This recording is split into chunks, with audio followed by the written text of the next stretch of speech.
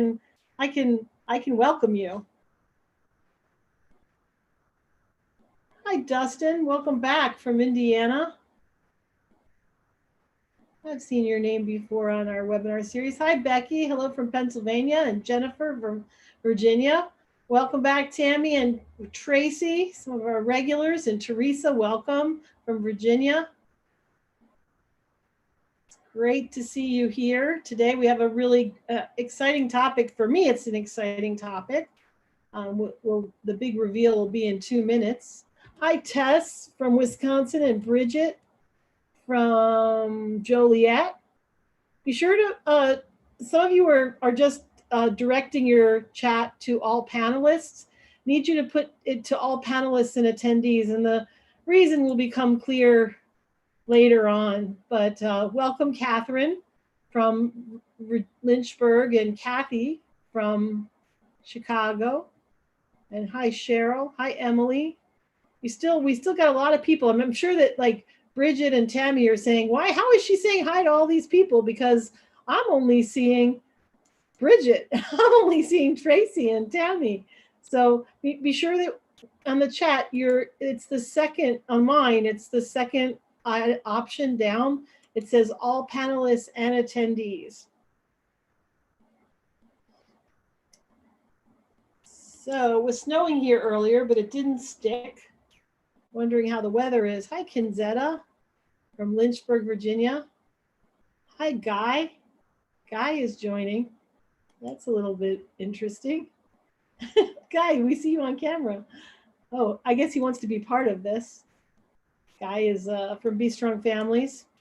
All right, it's noon, so let's advance to the next slide. And you may notice that I'm here by myself. We are expecting Carol Mizuguchi, who has on her way to her laptop. She says that she's stuck in traffic. So we're going to hope that she makes it in the next 5 or 10 minutes. But I'll just go through our introductory slides, and we have a little bit of conversation we can have until she joins us. So hello, Maria from Michigan. Snow is coming down there. And hi, Barbara, welcome back. Gisela, welcome back from New Caney, Texas, and Taylor from Lynchburg, and Ellen from Luzerne County, Lynchburg. We got a lot of Lynchburg people. What happened in Lynchburg? We've got like 5 or 6 people. And I'm just going to answer the question that everybody asks, which is, can I get a certificate for this? And you can. You just have to, Selena will put the email address that you need to write and ask for a certificate, because we don't automatically send them out. We're here every day for this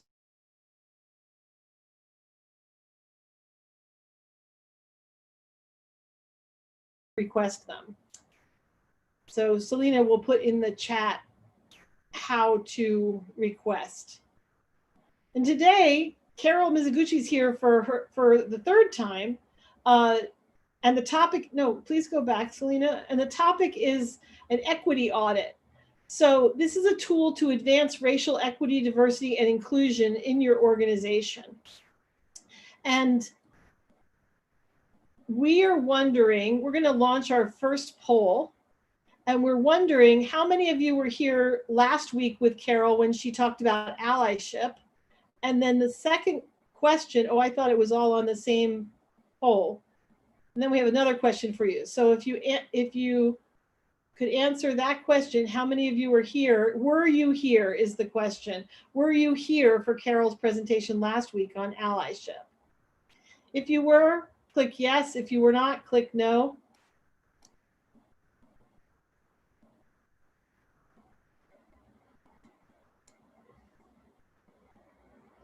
And we will see how many people have voted, Selena. Yeah, so I can tell you the current poll results. So 33, so 75% have said no. 11 people have said yes, so 25%. And this is 45 out of the almost 60 people coming in. Okay, so we'll just leave it open for a few seconds, and then you can stop that poll. Okay. 75% no.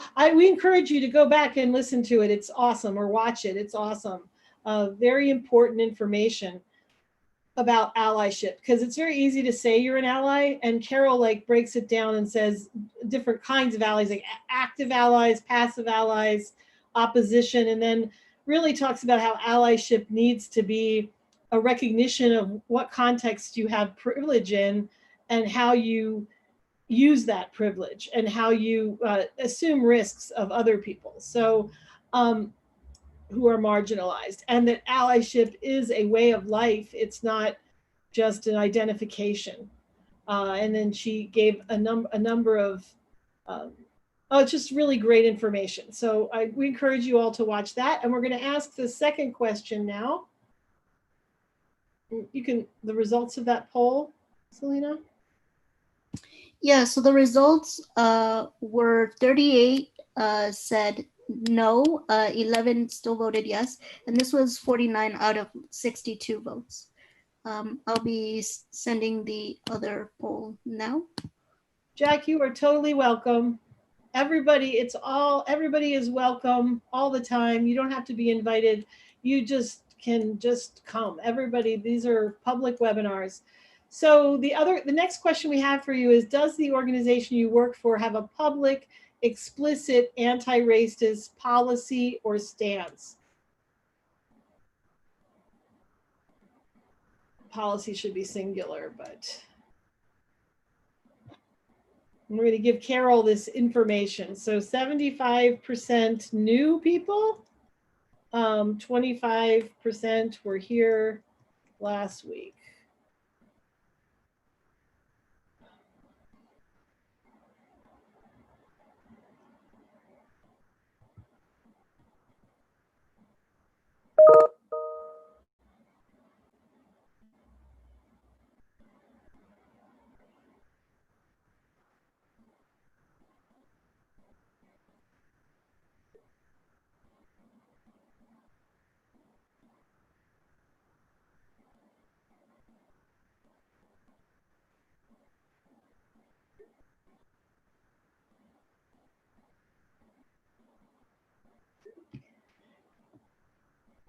So how many people have voted now? Yeah, so right now we have 50 of 66 voted, so 75%.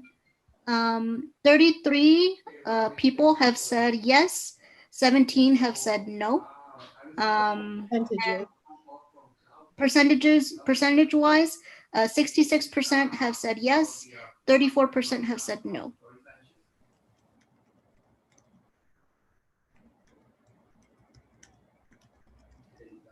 And it seems there's a bit of a lull. So currently we have 50 of 66 people have voted. Okay. Well, we can close out the polls, and that's great. Thank you so much for voting. All of you who voted. I know sometimes it does, the poll doesn't come up for people, so we're grateful for everybody who has. So that's good information for Carol when she gets here, and I'm still planning on her getting here in the next 5 minutes or so. So let's move to the next slide, and I'm just going to remind all of you about the ways to engage. If this is your first time, welcome. If this is your 35th time, welcome. The ways to engage, the primary one is the chat. These are webinars and we can't see you and you can't see each other. So the primary way to engage is with the chat. And it's there for you throughout the whole webinar. You can answer questions, you can ask questions, you can it's there for you. And I will be minding the chat. And the second way is you can raise your hand. And if you raise your hand, then Selena, who's in the background, will unmute you. You'll need to unmute yourself and then you'll be able to speak. So those are our two ways to engage. And it's why it's really important to direct your comments to all panelists and attendees. Now, if this is your first time, you're also wondering, what are these people agreeing to?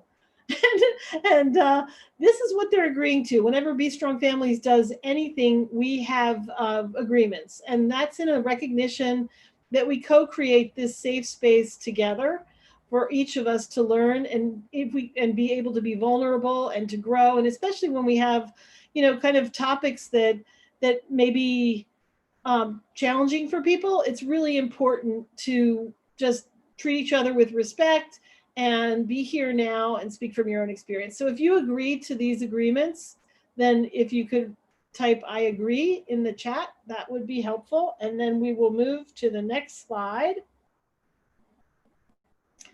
which is when we introduce Carol and using equity audits and assessments for building equity. And I would like to know, while we're waiting for Carol to join us, maybe someone, since many of you work for organizations that have a public anti-racist stance, 68% of you, is anybody using an equity audit? Has anybody familiar with an equity audit, or what are the tools or that your organization is using to be able to advance its, to be able to like put the meat on the bones of having an anti-racist stance? And what we're looking for is somebody or somebodies to raise their hand and be able to share about what you are currently using or what your organizations are doing to live the anti-racist stance. We know words are important, but it's words, and saying I'm anti-racist is a first step. But how are they doing it?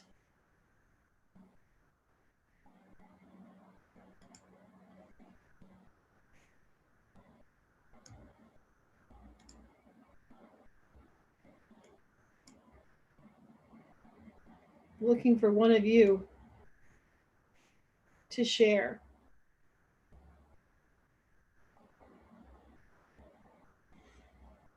So what does this mean? You can put in the chat. So those of you who answered yes, does it feel like how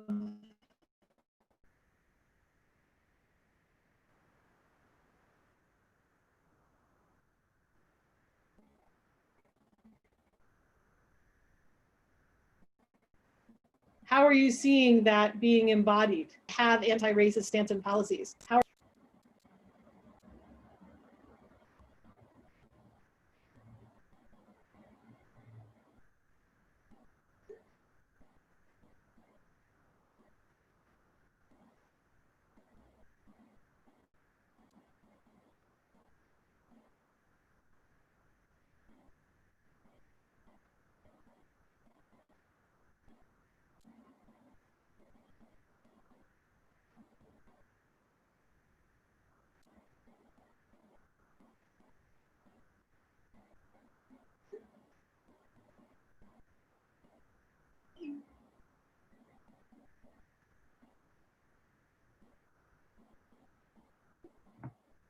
What are we seeing here?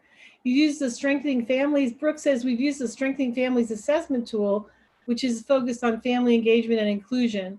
We've also used Alameda County's Fathers Corporate Assessment Tool for fatherhood inclusion, but we've not used one for race or anti-racism specifically. Brittany says a DEI group and coffee hour discussion around DEI topics. What else is going on in your organizations? At Be Strong Families, Tammy says, being a white middle-aged woman, I'm a minority in my office. Our team is wonderfully diverse. That's great. And me too, at Be Strong Families. However, what was I going to say? The equity audit that Carol's going to share with us is also effective for organizations that are majority people of color. So that's pretty cool. And Kathy says we have an independent consultant doing an assessment currently. Great. Barbara says, I said no, and I'm joining a new organization next month, but so far not sure how to address this as a newcomer to an organization. And I think, Barbara, like knowing about some tools that are out there when the conversation comes up, that's what we're hoping that many of you will, just because you know of these things and we can give you links to them, that you will be able to be a resource. At Be Strong Families, what we are doing at Be Strong Families, what we're doing is we do have a DEI. We first worked with Ramon Pastrano on, oh my gosh, Guy, what is it called? I know Guy's on this with me. It was an inventory about culture. And I'm blocking on the intercultural development inventory was the first process. Thanks, Guy. So, and that one, Ramon Pastrano, who's done webinars for us here, led us through, which is about, you know, kind of the mindset of different people, of everybody in the organization and the organization as a whole with regard to diversity. And then we've also committed to staff development sessions. You know, everybody has an IDI plan on our staff, and we've also committed to staff development sessions where we'll bring in people and we'll continue the discussion. And we've had a couple of those as well. And then Carol is actually a consultant that we brought in, and she's going to take our board and our staff through the equity audit, which is how we got excited about the idea of an equity audit. And I am hearing from Carol. I mean, I keep looking at my phone, and it looks like she's still stuck in traffic. So I think we're going to probably need to reschedule, just because I don't want to get too far on her presentation without her. So I want to apologize to all of you for. I was hoping that maybe we could, I could just kind of hold space, but she just told me that her GPS says she's 24 minutes away. So I don't think it's going to work. So I think we have to apologize to everybody and tell you that we will reschedule, so that Brooke, unless you just want to stay and talk with me about what's going on. Yes, the videos are available on our YouTube channel for viewing later. And Brooke just found an equity audit. And Hannah says, sounds good to reschedule, keep us posted. So, I mean, I guess Carol's not going to make it this time. So I think we should just basically, we will reschedule, and everybody who is registered for this will be sure. Oh, Barbara says she'd like to stay in network if anyone is willing. So I'm totally willing. I'm here. I blocked the time, and I'm totally willing to stay. But anybody, you know, we're not going to have the official presentation today. We'll just have a discussion on how organizations move towards equity, and anybody's like to stay is welcome, and anybody who needs to leave, that's also fine. And thank you all. And we will send you a specific link when all of you who registered, will send you a specific link when this is rescheduled, so you won't have to just watch Be Strong Families emails. So Barbara, do you want to raise your hand and say something? Jennifer, there will not. Selena, can you give the email address for getting a certificate? But since we didn't have the session today, since we only got 15 minutes in, we're not going to be giving certificates for this one. Of course, Kathy, I can put it I'll put it in the chat. Great. So Barbara, can you unmute Barbara, and Barbara, then you can unmute yourself and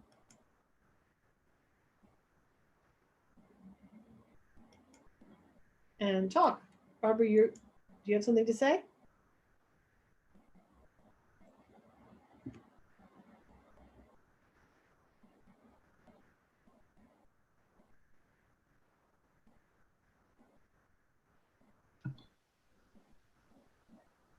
Hello.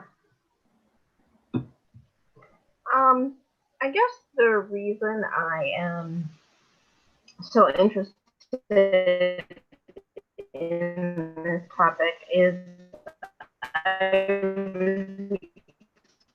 was to some of this very, very early years ago. Is everybody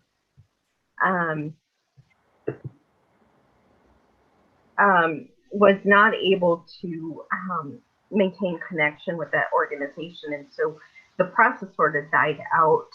And then I moved to Texas, which has some significant challenges. As a person of color, I have noticed just my lack of tolerance at this point for people who are not inclusive in their behaviors and speech, etc. And so I also have a certain amount of anxiety as I approach new situations and new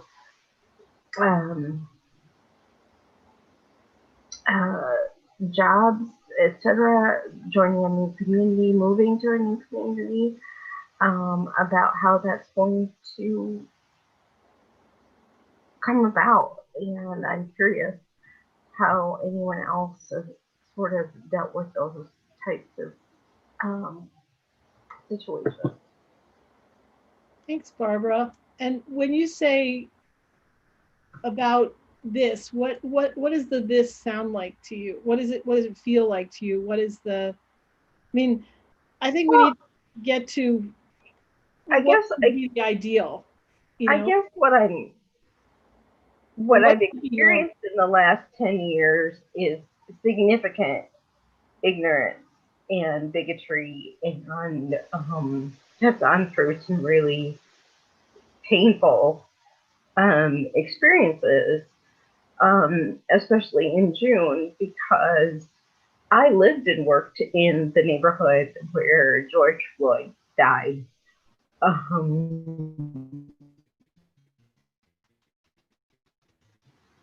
For 16 years. It honestly freaked me out to see that whole process play out, just because I saw, not to that extent, similar types of situations go on. I also heard from many people in my environment in Texas justifications and rationalizations, and oh, well, the cops were investigating the restaurant or the store or wherever he was as a Somali terrorist cell or a front for a terrorist cell. And I was like, what? What? Hello? Wow. First and foremost, I lived in the immigrant area of the Minneapolis, St. Paul, Twin Cities metro area, and that was not it. Wow. And so it's stunning to me that how different people have responded over time. Wow.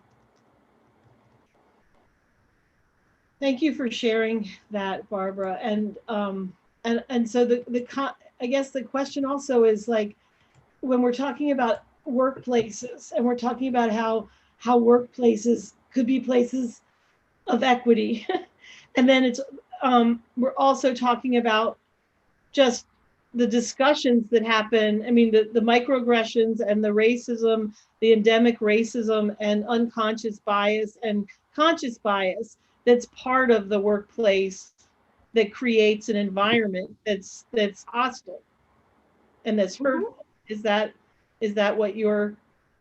Exactly. I mean, if you saw me, a picture of me, you would not know my age, because I appear to most people about 20 to 30 years younger than I am. Good genes. I take no credit. I also am a person of color, but in Texas, people sort of don't know, because of how I look, how I dress, whatever, how to sort of categorize me, what box to put me in. Mm. And so I end up experiencing microaggressions. I like that word. because of my association with people or the assumption that I belong to a specific group or not belong to a specific group. And so it's really complex for me. Um, I'm an immigrant. I came from Nairobi, Kenya, and immigrated as a 6-year-old and became a naturalized citizen. I was on a phone call with um, colleagues on what was supposed to be a round discussion for a healthcare organization. And an individual said in the call that the immigrant population who was resistant to going to appointments were overly paranoid. This was said by a medical doctor, and I just thankfully was not in the same room because my mouth dropped. I was just like, excuse me? I, as an English speaking person with no accent whatsoever, am dealing with all kinds of microaggressions and bigotry and obnoxiousness, and have felt like I have to carry my passport or whatever with me in Texas because of the climate. And to hear him say that, I was just like, you have no idea. Yeah, I'm sorry. Sorry to hear that.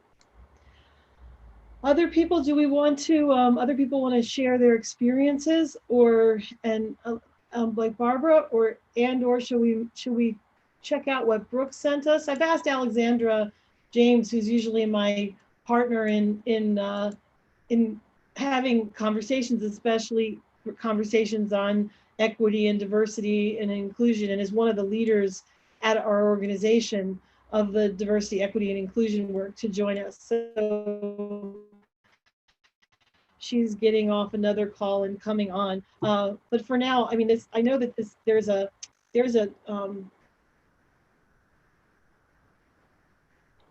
video that that we were talking about this morning that Toni Morrison did on racism. It's like a 6-minute video with Charlie Rose. I wonder if Selena, you could find it or I could find it and we could share it with people. Because she talks about what racism is, but she talks about how damaging it is for everybody, for everybody, and why racism is a white problem as well. So I don't, Selena, there's a 6-minute, I was gonna play, hi Alex, I was gonna play the Toni Morrison video. Barbara was just talking about the working in Texas and microaggressions and macroaggressions that she encounters, daily as part of being a person of color in the US. And we started out, this is supposed to be about an equity audit for organizations and workplaces, but Carol's stuck in traffic. So these are people who wanted to continue to stay on and network and talk about the issues. So I thought, thank you for joining us.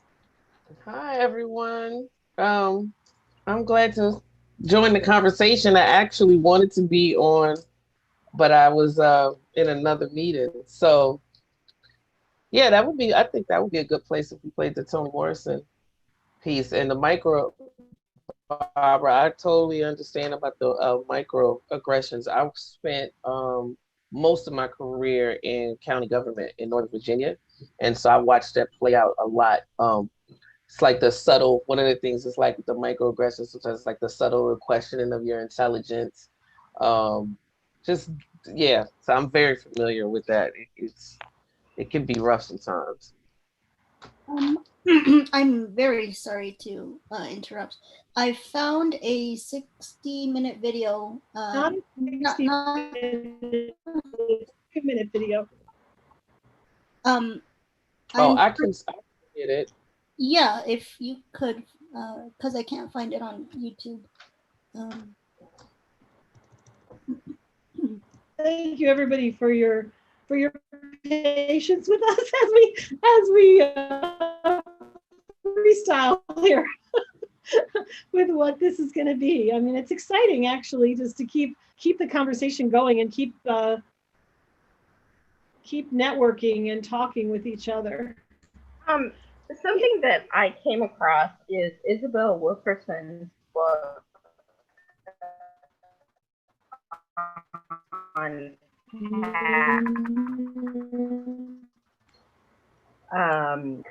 discontent is her title, and ethnically, culturally, that's my culture of origin is India, and the caste system was very active. It's not a formal system within India these days. The residual impact is very much there, as well as carried over by immigrants from that area to the U.S. and all over the world. You, Toni Morrison, Pulitzer Prize. So I found it. Alex, did you find it, or do you want me to do it? And you're muted. You're muted. Yeah, I'm muted. I didn't want to hear it when it played. I found the 2-minute version, but I didn't get to go to it. But if you found it. Yeah, I did. So we can share my screen. I'll share my screen.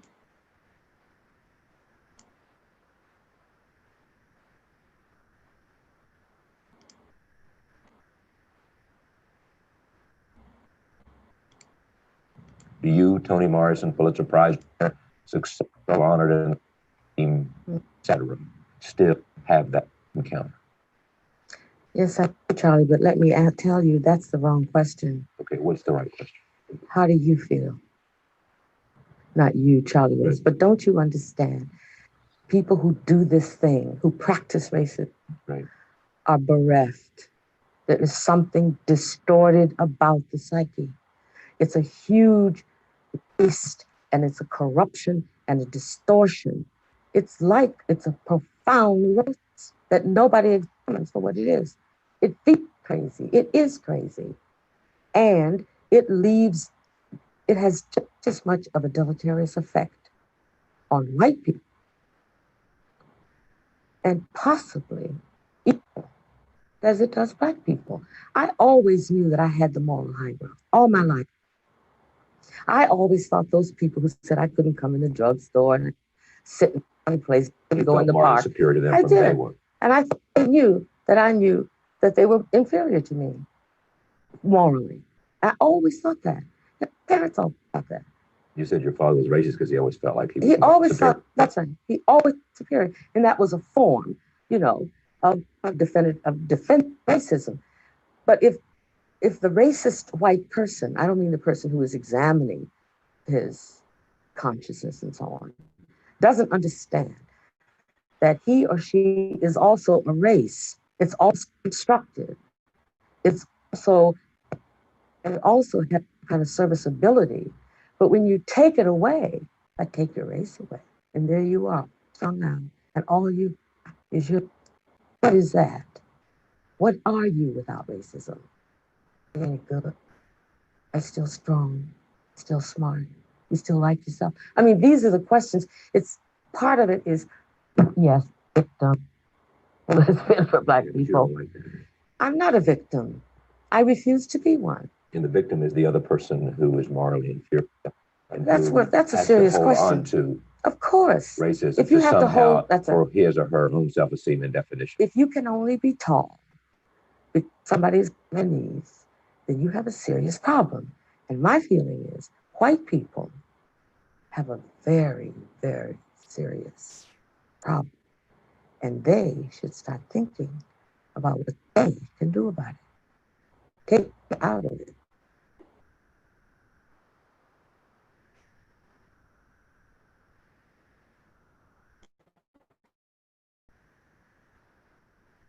Yes, I do, Charlie, but let me ask you, that's the wrong question. Okay, what's the right question? So what do people think of that? Alexandra, do you want to talk about why you... Well, one of the reasons there's a full clip, and in the beginning, before he asked that particular question, he was talking about how race, particularly in general, but in America, is a construct, and how that the construct of race feeds into this divide that we experience, right? And it breeds racism, because she was making a point about when Italian Americans and Irish Americans, when they first came here, they didn't think of themselves as white. They thought, oh, I'm Irish. But in order to adopt this American during that time period in the early 20th century, the whiteness was kind of like projected onto them, because then it created a divide. And so then I think the other piece that stood out for me when she was talking about that there's some level of insecurity that racism, it breeds.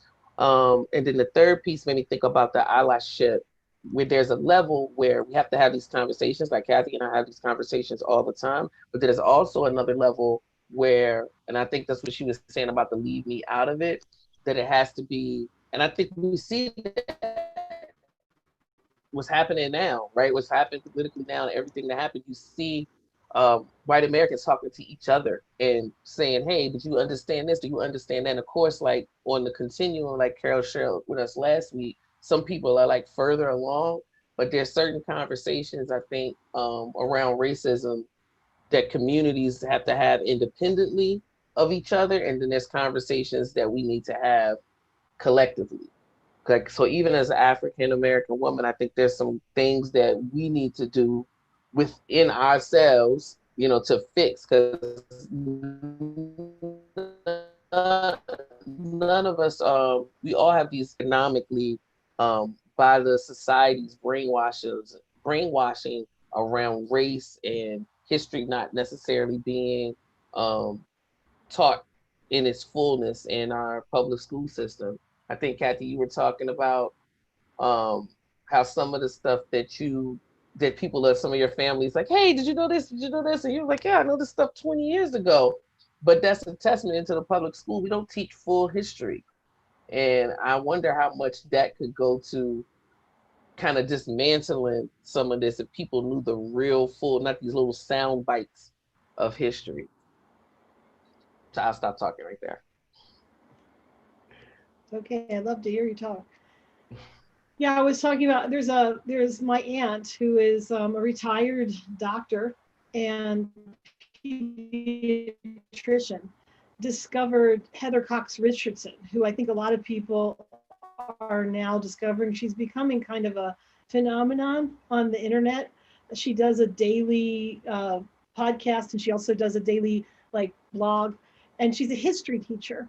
And it was really interesting because my aunt, who is white and has spent her whole career, helping children as a doctor, was saying to me, do you know about this? Like, do you know about, I was like, yeah, I think I do. And I think I do. And she's like, have you heard of the Trail of Tears? And I was like, yeah. I took courses in college about the Native American experience in the US, and the fact, and it was the saddest course I took. It was reading case law, and just reading case law. And then in an anthropology class about and looking at how the other was constructed depending on what the authorities wanted to do with them. If they wanted to put them on a reservation and teach them, they were characterized one way. If they wanted to, basically genocide, they were characterized another way. So just, I said, I remember that. And, just talking about having read Michelle Alexander, having watched the PBS series on Asian Americans, this year, having, just kind of steeped myself in the limits, but being aware that many people just aren't aware of the history and aren't aware of the facts of how people have been treated, systemically in this country. And we also have the conversation about, I in these conversations, that I never identified as being white. Like it wasn't part of growing up feeling like I was white. And I know that's white privilege, that I don't have to feel like I'm white, but it's also interesting because it's not a culture in the same way that being African American, I mean, the identity doesn't have a lot of positive valences for me, you know?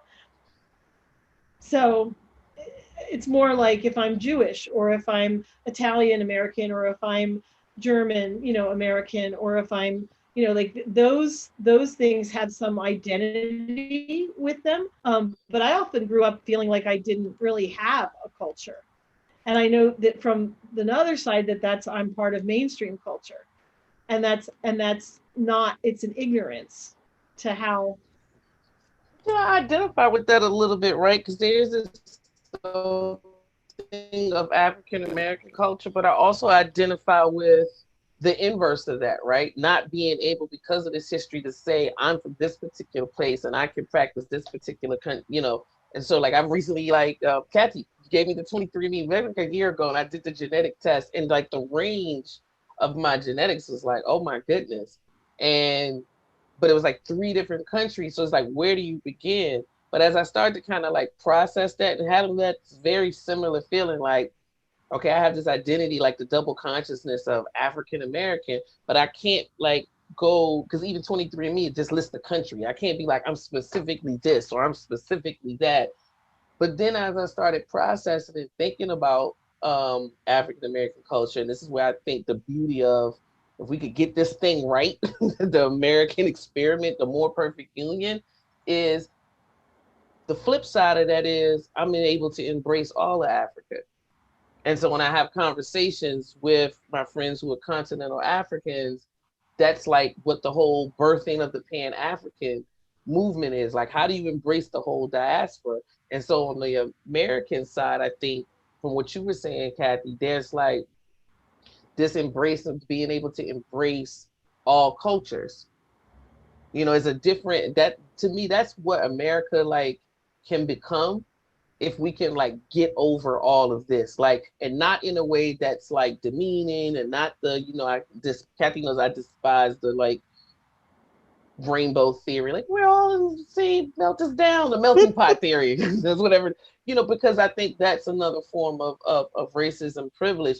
But the ability to be able to, learn from Barbara about Indian history and Indian American history, and not take away from it, and being able to share and being able to experience each other's culture, music, art, ideologies, without barriers and without defensiveness. To me, that's when we'll become the more perfect union, which is layered. Me and Kathy were talking about it this morning as we were preparing for Tuesday. Like, it's layers to it. It is probably the biggest peeling back of the onion, and lots of work to do, but at least the conversations are starting on so many levels.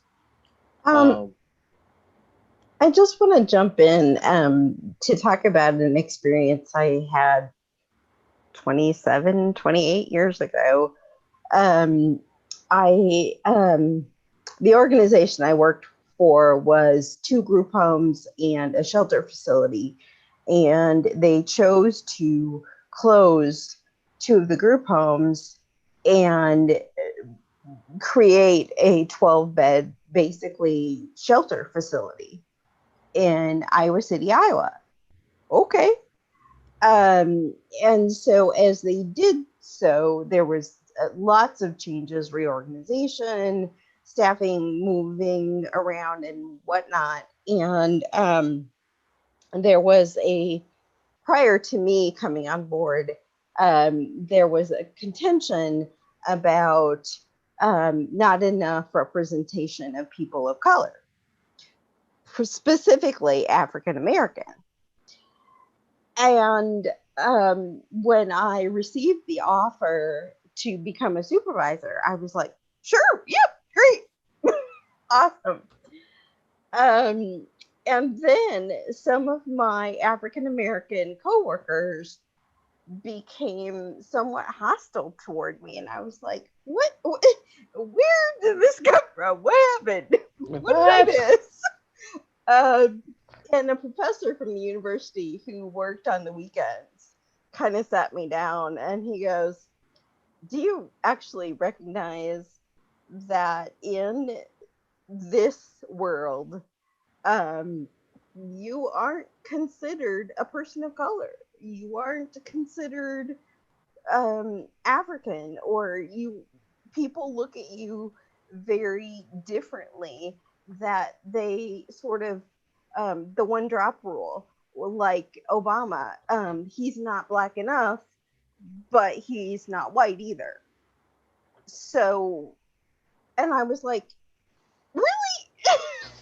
Really? This is a thing. This is actually a thing. Yes, in America, it is a thing. And I also remember a conversation with a good friend of mine, whose mother adopted her from an Indian orphanage, but she was a Caucasian social worker working in outstate Minnesota, like rural outstate Minnesota.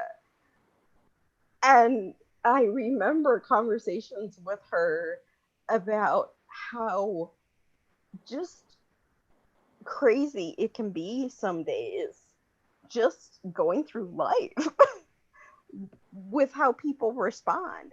She had an African Indian daughter. She had a 5-year-old daughter of mixed race. And she said, you would not believe the ways in which people responded to her. She ended up marrying someone who was 30 to 40 years older than her, who became my mentor. And he was doing a program called what they were calling Rites of Passage. And one of his presentations was, you don't have to be a sports star. You don't have to be in this category, or you're not just allowed to be in this profession. You're allowed to do anything you want. And when I initially heard him, I was like, man, he's pretty abrasive. And then I walked away and I thought about it and I thought about it and I went, that's right. They don't, I have the privilege of not having to sort of have that ceiling. Thank you so much, Barbara, for sharing. Sandra has her hand raised as well. I just want to make sure that we get to Sandra. Sandra, you can talk. You're unmuted. You need to unmute yourself. Okay, I did. Can you hear me? Yep. Hello, how you doing? Just want to say real quick, for me, I like to be called as a Black woman. I don't really like African American for me. And a Black woman who raised 3 Black children and 2 boys. It is, and I'm South Central LA, still in South Central Los Angeles. I don't know if this ever will stop. What I will have to do, especially with my boys. Well, not even my boys, they grown now. I work with gang intervention groups. I go to all the meetings, and it's very offensive that it seemed like we are the only one, and I could be wrong, always got to teach our boys, the police stop you, do this, do that. And it's always, and I hear Black people doing it too. Well, if you don't look that way, I have a son who, the best son in the world, never been in trouble. He don't dress like it, he nothing, but it's always doing the right thing. It still just doesn't seem to work all the time. If your hands up, and I always used to think, why do we always got to do the extra? But I still tell them to, because the main focus is you coming home safe. I don't know to tell him to fear the gang members or the police. I don't know. I'm just being real as raising Black sons. I got to tell my son, don't drive with a golf cap on. Don't do this. It's always instructions.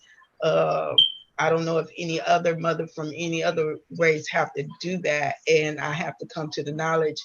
I thank God being in the ministry. pray over them, and that's first. But in reality, I still, and I'm saying this as a Black mother, I work with the police, I work with gang. I just see a lot, and I don't want to prolong it. And I just have to come to know. I think this will always be somewhere, even if it's hidden or not. It's just going to be, and we got to come to reality. Our Black sons who've been a Black mother have to do things different. Have to do things different, and I hate that. It's like that just because of color of our skin, and especially if you're dark. My daughter is really dark. I didn't even understand when she was little because I really went into that. She had Caucasian teachers when she was in elementary. She's in her 30s now, and I did experience them calling her names. The teacher, she too dark, and now my granddaughter. When she's 16, when she was in elementary, I never thought that I would have to teach her in elementary to love being dark. I had to have her watch Black Girl Rock and all this stuff for being teased for being dark. It is, but I can say today I'm proud to be a Black woman from South Central LA. That's it. Thank you, Sandra. Thank you, Sandra. Is there anybody else? Alexandra and I are going to do we were preparing for a webinar next week, as Alexandra was saying, on Tuesday, that is about Black and white, beyond duality and polarization. So the question is whether it will ever be different, and how can it be different? How can we have increased equity in the workplace, and also in society? What will be necessary to be able to dismantle racism? I mean, a first step might be, as we said, 68% of the people on the call originally had organizations that had adopted a public anti-racist stance and had policies that were going along with it. So how is that going to change things when organizations, when workplaces publicly, what do they have to do internally in order to really live that?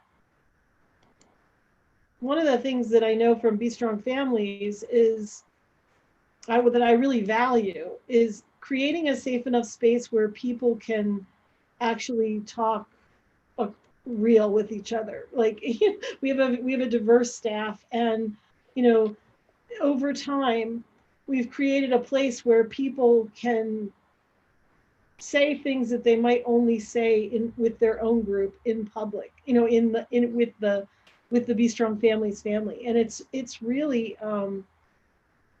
powerful to me, that happens. And I think just the vulnerability and the feeling safe enough and really authentically liking and respecting your colleagues enough to take risks with them is one of the things that goes beyond the superficial equity audit place. Mm-hmm. I don't know, Alexandra, can you speak to that?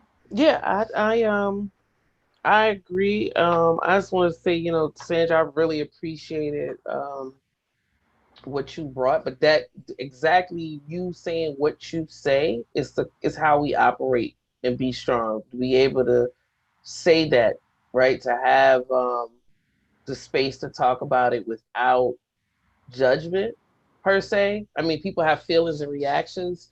So like this week, we took the opportunity just to check in. We were supposed to have a meeting, and Kathy just pivoted the meeting and said, gave everybody a space to talk about how they were processing the events. And of course, I felt, one of my process of the events was, like most people of color, like, really? Is this really happening? Like, they just gonna get away with all of this, right? But I don't think when I was in my government, just that one aspect, I mean, the conversation was multi-layered, very deep, but just that space, that one statement, I do not think when I worked for the government in Northern Virginia, that the conversation would have went to that level. It would have stayed surface. We were dealing with disproportionality and all of that, but it never went past this surface level. You know, I think it takes bravery and courage and leadership to go beyond the surface level to change the culture within an organization, because everybody has to. And I think, you know, I see, Sandra, you said it, what you're saying even applies to what I'm talking about, addressing your fears of the unknown. Like everybody has to address their fears, their defensiveness, you know, and it takes courage to have those conversations. I mean, it takes brutal courage and brutal honesty.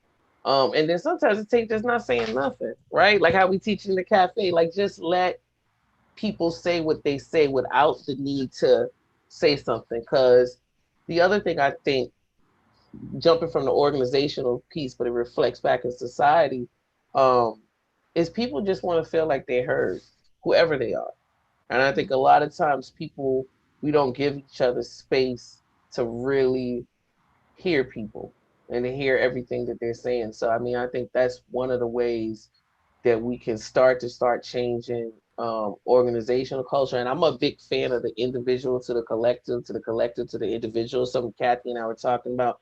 And I think if we could keep that mind state when we had these conversations, that might ease. I was thinking about this once we got off the phone earlier, that might ease some of the defensiveness that happens, because we have this tendency, that's the binary, right? We have the tendency to group everything in this. Like, you know, Sandra says, I prefer to be called a Black woman. I'm from South Central. I'm from African American. I'm from Virginia. This is the capital of the home. I'm from Richmond, the capital of the home of the Confederacy, where it's up until recently, everything was black and white. Everything was binary. You know, we walk past those Confederate images, not just the thing everybody saw on TV, but the images. You know, I went to Jamestown before they revamped Jamestown, and at 4, 5, no, elementary school, 6 and 7 every year. And then you see like people who are supposed to be the enslaved people happy. And at like 6 years old, I was like, something is wrong with this, right? But the level of programming that happened. So, you know, I kind of veered off, but just saying that, given we have to keep the individual and collective when I think we're trying to transform any cultural, whether it's the organization or whether it's our society, because ultimately it's the human to human piece. You know, like I don't have to agree with everything you say. Kathy and I don't agree all the time, but I respect who she is as a person. She respects who I am as a person. If we start that as the baseline and being able to speak the truth to power, you know, and my children, I think these kids are going to be way better than all of us. So, Sandra, I don't know if it's never going to end, but I'm very hopeful. I have I have identical twins, and they're just way more open than we are. Like, just way more open culturally, globally, I think. You know, it reminds me, thank you so much, Alex, for sharing all of that. And it reminds me of like an organization that I know and started the Friends of in Israel. It's called the Friends of Interfaith Encounter Association. And they had kind of like cafes between Arabs and Jewish Israelis, Muslim, Arab, and Muslim, and then Arab Christians, and then Jewish Israelis. And they're kind of like cafes, and they didn't talk about their religion. It wasn't like they just were sharing, I do this, you do this. It wasn't just like, it wasn't superficial. It was about things that they all cared about, like things that mattered, you know, like children issues or death, what happens in death with death, you know, how do you deal with death, what do you think about death, like really kind of serious topics. And when the guy who started it was talking to me, he said like he thought that there were that peace was a three-legged stool, and there's lots of violence there, of course, but that it was political, it was economic, but it was also human. Like the human side of peace was about people really getting to know each other at the soul level and having love for each other, like beyond, I think it's beyond just respect. Like I think at Be Strong Families also, I think one of the things is that people authentically care about each other and love each other across, you know, divides. Mm-hmm. You know? I agree. So Barbara said the film, The Color Fear. Fear was very powerful. The Color of Fear was very powerful. I've never seen that. I'm about to check that out. Thank you, Barbara. I know one of my favorite ones that we did in Fairfax was one of the things I thought was really interesting, but was the Race to Power of Illusion. We did that PBS special. I always like that one. I think that's a good one that kind of least at that brought the conversation to surface as an organizational culture, kind of a way to set the conversations off. I like 19. So we made it. We are resilient. We made it to 158. So Selena, can you pull up the closing slides and we'll thank everybody for coming and tell you what's next week, the coming attractions to next week. And thank everybody for staying with us and being here for this. On Monday, it's Martin Luther King Day, so we have no webinar. It's a holiday. On Tuesday, Alex and I are going to be here with Black and White, How Do We Move Beyond Duality and Polarization? And we're going to do something different for this. We're going to use Obama's 2008 speech on race as a text to kind of like look through and some quotes from it and talk about the relevance for now and answer our questions. Danielle Asher will be here on Wednesday. I'm doing an interview with Danielle Asher on radical family engagement. And then you can see Ebony Torres will be here about managing cancer or chronic disease diagnosis during challenging times. And then on Friday, for all of you who provide services to children and families virtually, we have Julie Flish and Valerie Spiva-Collins here to talk from the Child Welfare Information Gateway to talk about supporting child caregiver and family well-being with effective virtual and phone engagement. So please join us next week. And then next one, Selena, we're not going to amplify today. Remember to wear your mask. This is Andrew, and who's on our staff, and his wife, Michelle, who's an ICU nurse. Remember to wear your mask. And also, if you want to wear a Be Strong Families mask, we would love that. Express your values. And again, if anybody wants to do a webinar or knows somebody who should be doing a webinar with us, contact me and we will get you on. So thank you so much, everybody, for being here. Thank you, Alex, for joining me. I always feel much better if we're going to be talking about, race and racism. I always feel much better if we have some diversity in the hosting, because and you're this awesome partner in this, and it taught me so much. So thank you. I appreciate thank you, everybody, and I always love to present with you. Always a highlight For everybody. Have a great weekend. Great weekend.